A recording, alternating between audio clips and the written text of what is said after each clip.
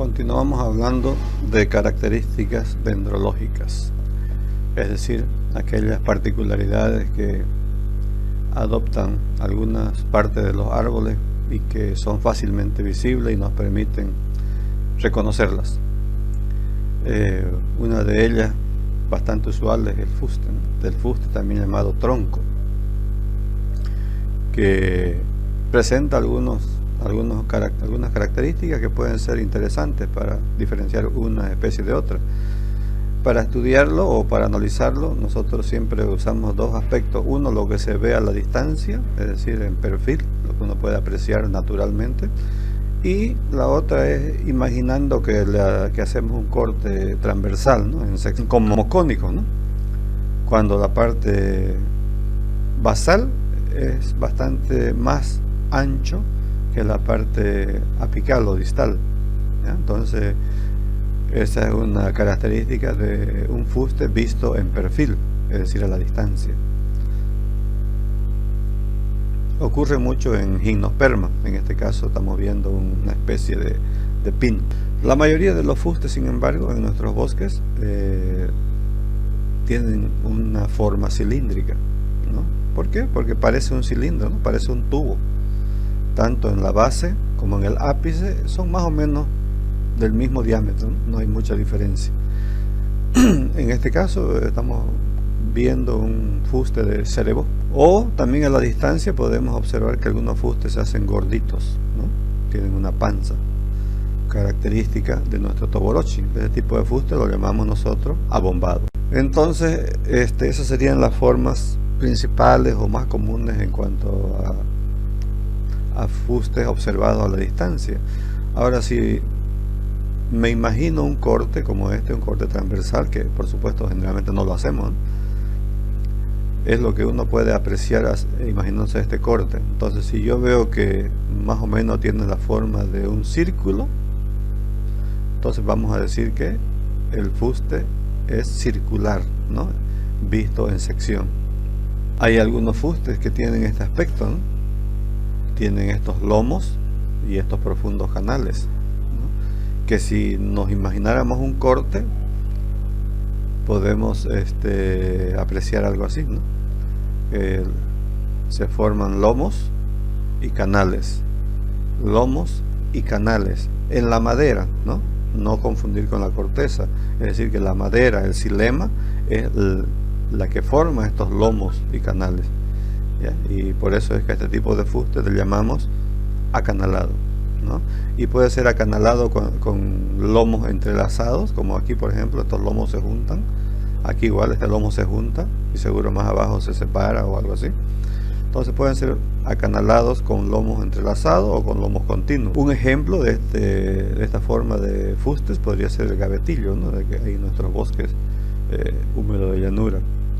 Muchas veces estos lomos la gente los suele usar, los saca para hacer los mangos de hacha, sobre todo por la forma que tienen. Otra forma de fuste visto a la distancia más o menos tomaría ese aspecto, y si uno imagina un corte no tiene una forma característica, ¿no? Por eso es que decimos que su forma es irregular, o sea que un fuste irregular en sección. Ahora, si podemos acercarnos un poco más al individuo que estamos analizando, podremos ver detalles de la corteza, ¿no? Que la corteza, por supuesto, son los tejidos externos, ¿no? Que recubren los fustes. Para cuestiones dendrológicas siempre diferenciamos entre corteza interna, la que está invisible a nuestros ojos a simple vista porque está más al interior de la primera capa, que sería la corteza externa, ¿ya? Entonces recordaremos que la corteza, el tejido de corteza, que muchas veces lo definimos como tejido muerto, como células muertas, está localizado después del cámbium, ¿no? Entonces, si pensamos que esto es el cámbium produce células hacia adentro para formar xilema, ¿no? Y también hacia afuera para formar floema, ¿no? De ahí que el cambio en las dicotiledones en los árboles están en forma perimetral, ¿no? Le dan una vuelta a todo el fuste.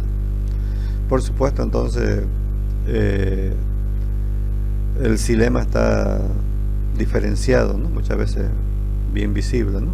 En la albura, que es la parte más clara generalmente, y el duramen, que generalmente tiene colores oscuros y que a veces nosotros llamamos el corazón, ¿no? El corazón de la madera, porque tiene colores bonitos, diferentes.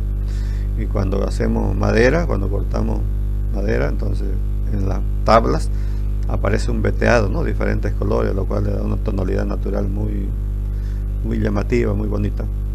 La parte central la llamamos médula.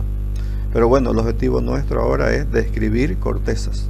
La corteza interna no vamos a poder observarla mucho, seguro, porque no podemos ir con un machete como aquí a hacer muchas incisiones en los árboles, porque significa una herida, ¿no? Y una herida significa posibilidad de infección. Entonces es como que nosotros nos hagamos una herida. Si nos hacemos una herida y no nos desinfectamos de alguna manera, es muy probable que le gane algún tipo de patógeno, ¿no? Y nos haga una infección, una caracha. Entonces lo mismo pasaría con los árboles si nosotros vamos con nuestro machete. Pero si es posible hacer una pequeña herida y luego desinfectarla, podríamos diferenciar algunos tipos de corteza interna, ¿no?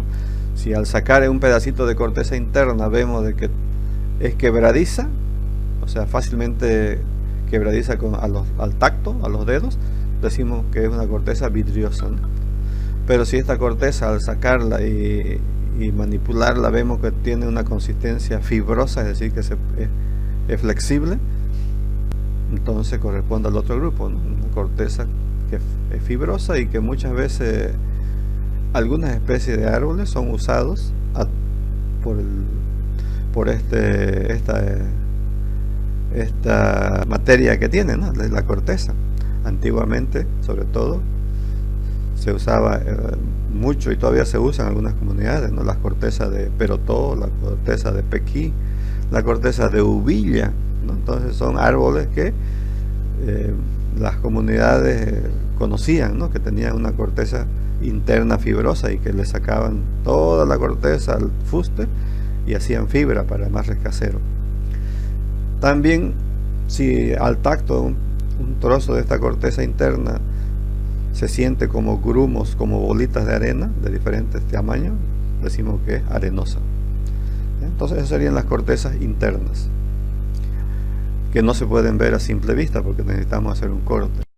Pero si nosotros solamente lo miramos externamente, el concepto dice que debe ser lo que un ojo natural observa a unos 2 metros de distancia para describir esta corteza. Entonces, si veo este aspecto donde no hay ninguna particularidad llamativa, decimos que es una corteza lisa, ¿no? Es lisa como una pared. Por supuesto, aquí se nota algunas cicatrices viejas de las hojas que se cayeron en su etapa juvenil, o cortezas que tienen estas protuberancias, ¿no? Muchas veces tienen como espinitas acá al final, ¿no? Y lo llamamos aguijones, ¿ya? Entonces a esta corteza la llamamos ornamentada, ¿no? Este tipo de corteza externa. En este caso, esta foto la tomé de un curupaú. Hay cortezas que tienen esas bolitas, ¿no? Esas bolitas que son muy notorias y que por eso le da una apariencia de ásperas, ¿no? Por eso le llamamos cortezas escabrosas. Esas bolitas se llaman lenticelas, ¿no? Y que son estructuras que permiten también intercambio de gases. O hay cortezas que tienen estas placas, ¿no? Muy delgaditas, a veces muy bien desarrolladas, muy grandes, como en este caso, ¿ya? Algunas especies de árboles adoptan estas cortezas y son fácilmente reconocibles solamente mirando la corteza. Esta corteza la llamamos nosotros escamosa con placas papiráceas o simplemente papiráceas. Entonces tiene corteza papirácea. Este es un ejemplo de espino blanco, ¿no? El espino blanco también tiene unas espinas, ¿no? muy agresivas. Hay cortezas donde se nota como unas placas, ¿no? De formas irregulares, pero bien nítidas, ¿no? Entonces por eso decimos que es una corteza escamosa y con placas corchosas, ¿no? Porque esas placas, si uno las saca, naturalmente también se caen, tienen la consistencia del corcho. O pueden haber cortezas que tienen este tipo de fisuras, ¿ya? Este tipo de fisuras longitudinales, por eso le llamamos corteza fisurada. Y cuando las fisuras son como este caso, que son apenas visibles, no son muy suavitas, no son profundas, decimos que es, o sea, especificaremos, ¿no?, que son fisuradas, pero con fisuras suaves.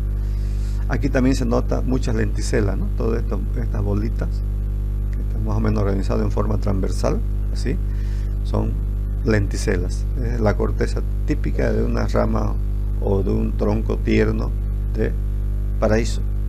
También las cortezas fisuradas pueden tener fisuras muy profundas, como en este caso, una profunda fisura, ¿no? Y unos lomos, que serían estas cosas, lomos, la parte protuberante, muy notorios, ¿no? Y que como en este caso, aquí era uno solo y aquí se bifurcó, aquí también. Por eso decimos que los lomos son entrelazados. O también fisuradas, pero con los lomos continuos, ¿no? Son continuos, no se entrelazan, ¿ya? Corteza fisurada con fisuras profundas y lomos continuos.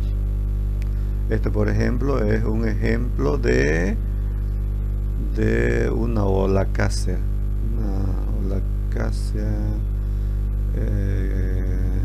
Una Simenia puede ser. También hay cortezas como aquí.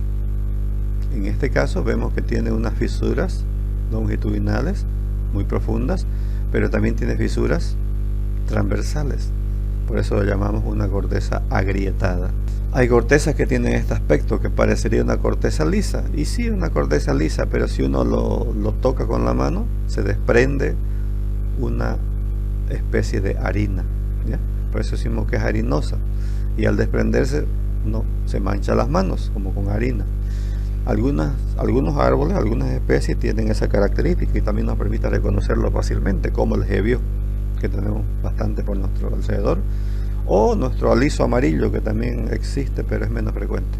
Ahora, si seguimos acercándonos más a nuestro espécimen estudiado, podemos visualizar las proyecciones de las raíces.